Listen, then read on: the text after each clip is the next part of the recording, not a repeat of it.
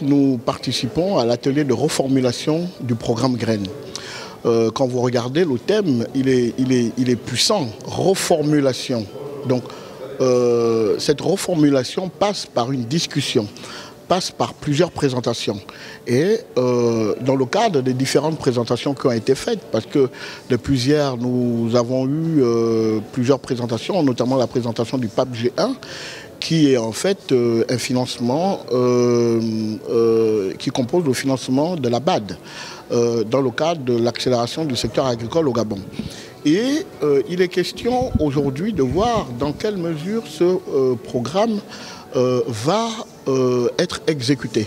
Et c'est pour ça que nous, la société civile, nous attirons l'attention des plus hautes autorités, des cadres ici dans cette salle, et du public national et international sur l'importance de réfléchir sur les véritables mécanismes qui vont nous permettre d'avancer. Vous savez, le président de la République a lancé le programme Graines en 2014. De 2014 à 2019, je l'ai dit, et ce n'est pas un secret pour qui que ce soit, bien qu'ayant participé dans son processus de mise en œuvre à un certain niveau, pour moi, ça a été un échec sur les résultats attendus. Et aujourd'hui, de 2009 à 2021, nous avons eu à la tête du programme un nouveau directeur qui, hier, ses équipes ont présenté les différentes activités sur lesquelles ils sont. Et nous avons vu que de fin 2019 à 2021, il y a un certain nombre d'avancées. Alors, avant de passer au PAP G1, qui est un financement important encore dans le secteur agricole, nous invitons le gouvernement gabonais, nous invitons Olam International, nous invitons la BAD, qui avait contribué déjà à la mise en place du financement de la première période de Graines, à d'abord nous faire un audit de ce qui a été fait. Parce que comment nous allons avancer si nous ne savons pas ce qui a été fait? Et nous avons également constaté, au vu des présentations, que contrairement à ce que certains médias racontent, mais en fait, le PAP G1 n'a jamais été utilisé financièrement. Donc, c'est un chèque en blanc que nous avons jusqu'aujourd'hui. Donc, à l'hypothèse de dire que le ministère de l'Agriculture avait déjà commencé à utiliser cet argent et qu'il fallait faire un audit dessus, on ne peut pas faire un audit sur un financement qui n'est même pas encore décaissé, dont les activités n'ont même pas encore démarré de manière effective, bien qu'il y ait un bureau qui soit mis en place. Donc, nous avons présenté le modèle du village Graines de Bolkobwe.